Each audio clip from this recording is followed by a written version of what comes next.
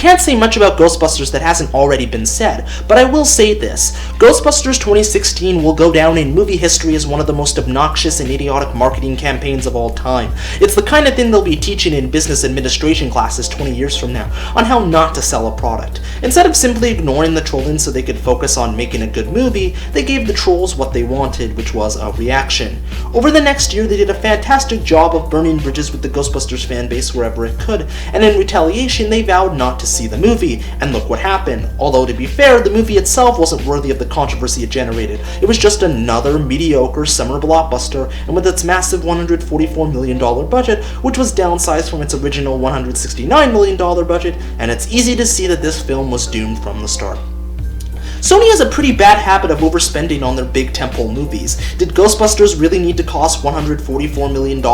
Did Passengers really need to cost $110 million? The most egregious example of Sony overexpending on one of their tentpoles are the two Amazing Spider-Man films. The first cost a whopping $230 million, while the second cost $255 million. The two films have a total production cost of $485 million, not including marketing. Sony was so confident that the Amazing Spider-Man films would be a success that they greenlit a metric truckload of sequels and spin-offs without waiting to see how the launching pads would perform.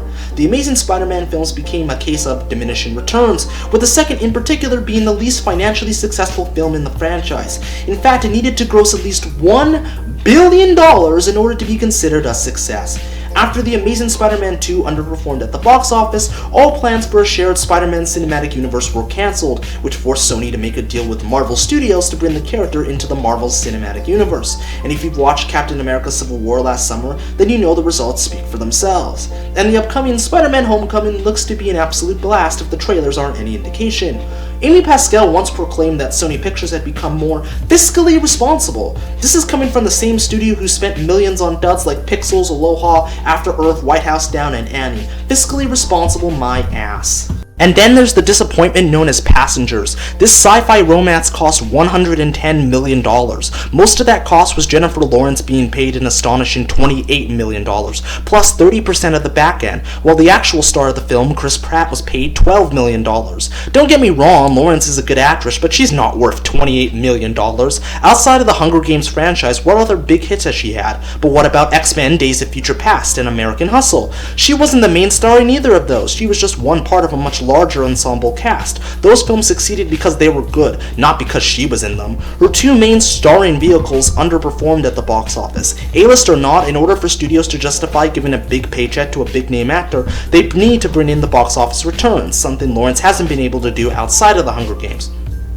But what really sealed the movie's fate was Sony deciding that they could take on an entire galactic empire. That's right, they released it a week after Rogue One, a Star Wars story, otherwise known as the film you do not go up against under any circumstances. You would think releasing a space movie a week after another space movie, which also happens to be one of the biggest franchises in entertainment history, would be a bad idea, but that would be implying the people who run Sony Pictures actually have intelligence. Film enthusiasts may know that Passengers and Rogue One are completely different movies, but general audiences don't know that. To them, all they saw were two space movies, and when you look at the box office results, it's easy to see which one they chose.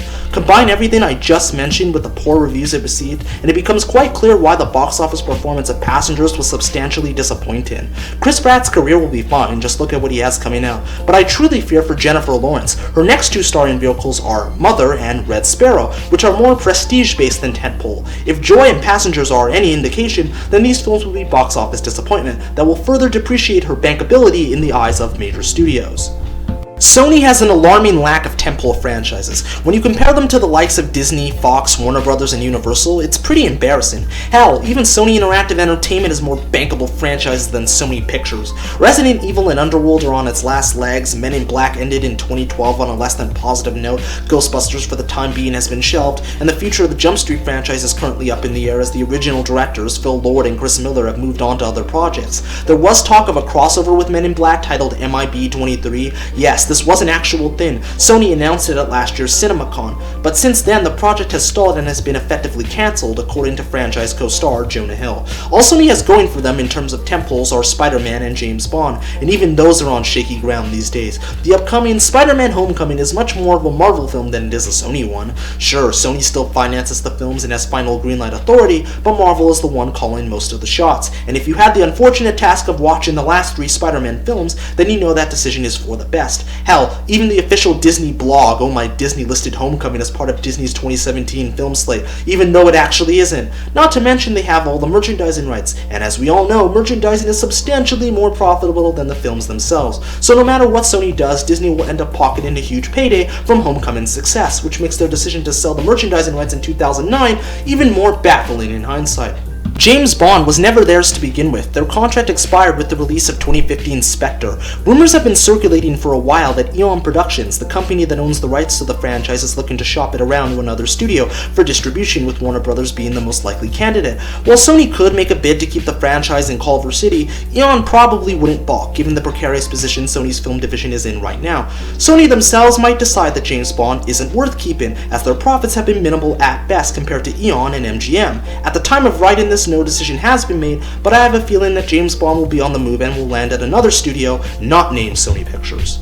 Spider-Man, Oh Where Art Thou, Spider-Man? I grew up loving Spider-Man. The first 2 Sam Raimi films were absolute perfection in my opinion, with Spider-Man 2 in particular being one of the greatest superhero films of all time. I love the classic 60s cartoon with that iconic theme song, and I even waited hours in the sun for my aunt to take me and the rest of my family to see Spider-Man 3. To say that Sony nearly destroyed the Spider-Man franchise would be the understatement of the century. They were so focused on building a cinematic universe to rival Marvel's that they totally forgot to make a good standalone film.